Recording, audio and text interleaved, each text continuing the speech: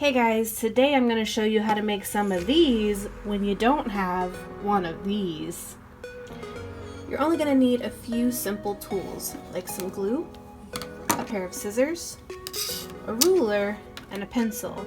Now if you happen to have some of these guys, a cutting board and a scoring tool, they will come in handy and make this a lot quicker and easier, but they're not necessary if you've got a ruler and a pencil.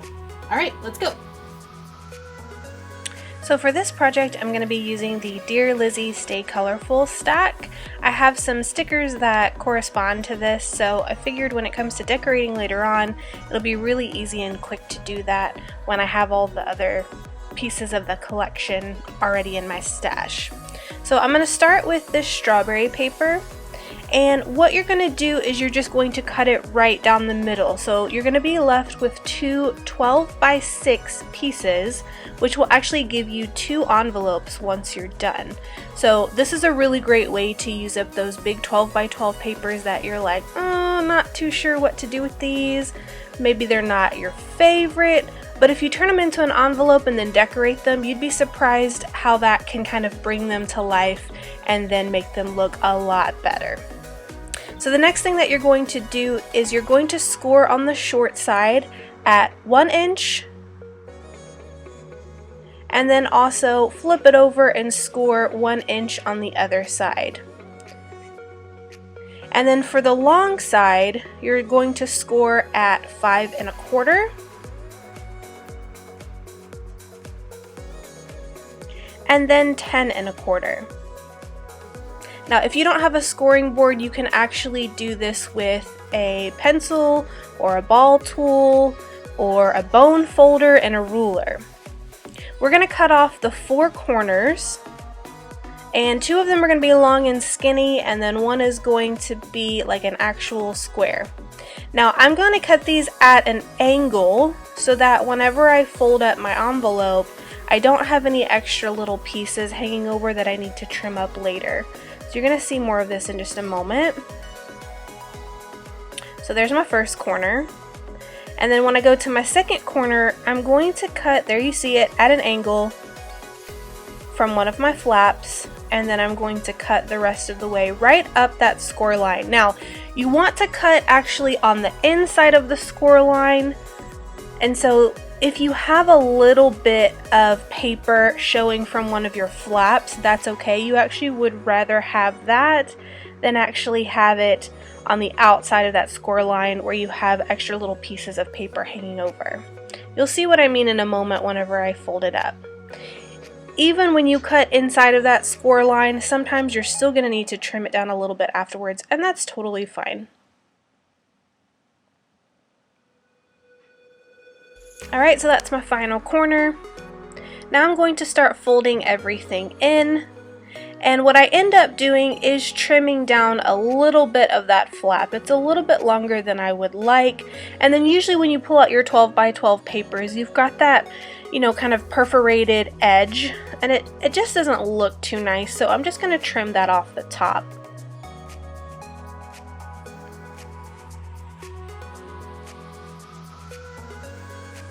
Now I'm going to cut the angles of the flap, and I'm going to cut one side, and then I'm going to use that as a template on my other side.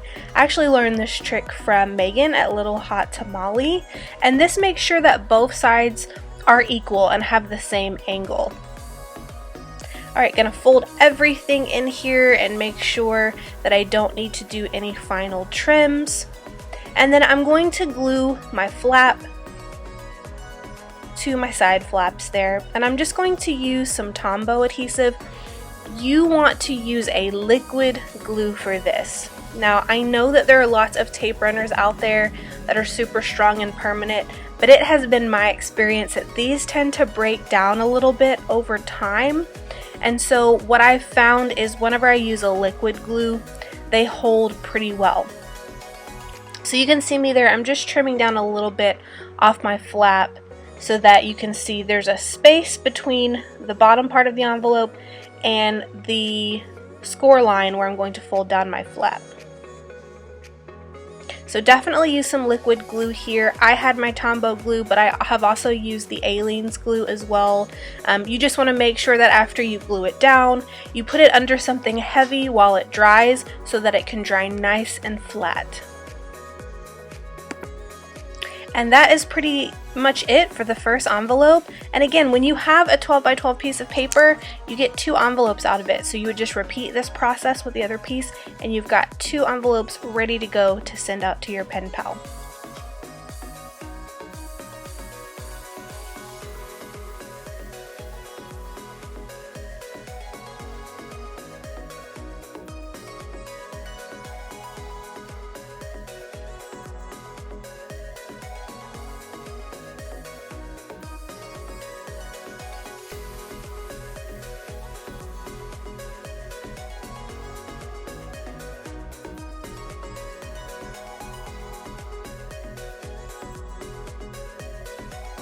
Now for this second DIY envelope, I'm going to be using something that's a bit on the thinner side. This is paper from the Paper Studio at Hobby Lobby, and it has more of a paper quality than a cardstock quality. It's going to be a lot easier to do this project whenever you have something that is thinner because you are going to be making multiple folds and you don't want your paper to rip. Now you can definitely do this if you have cardstock. You just want to be a bit more gentler on it and you want to be a lot more aware of where your folds are and how they're going to look and maybe how you plan to decorate it once you're done. You have to have a square for this one, and we're going to start by folding this into a triangle corner to corner, opposite corners, and then we're going to repeat that process with the other 2 opposite corners. So you need a square piece. If you're starting with an 8.5 by 11, just cut it down so that it's 8.5 by 8.5. You can do this with 6 by 6, 8 by 8, as long as it is a square. Now we're going to repeat that process, opposite corner to opposite corner, and this is going to create an X within our square.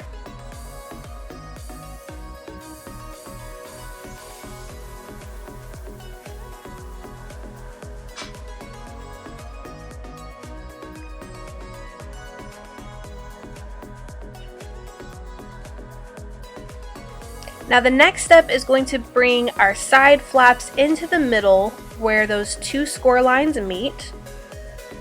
So we're going to bring our outside corners in and then make another fold.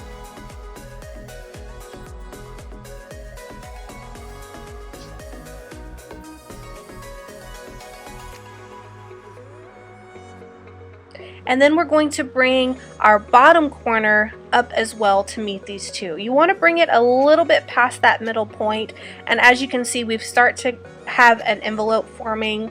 On our bottom corners, there's going to be several pieces that are folded twice, and this is why it's a lot easier to do this with a thinner piece of paper, so that when you have those little tiny areas right there at the bottom, when they overlap with multiple folds, it doesn't create bulk and it folds a lot easier and smoother. Now you can always cut out those little corners right there, but if you've got a thinner piece, you can actually just leave it.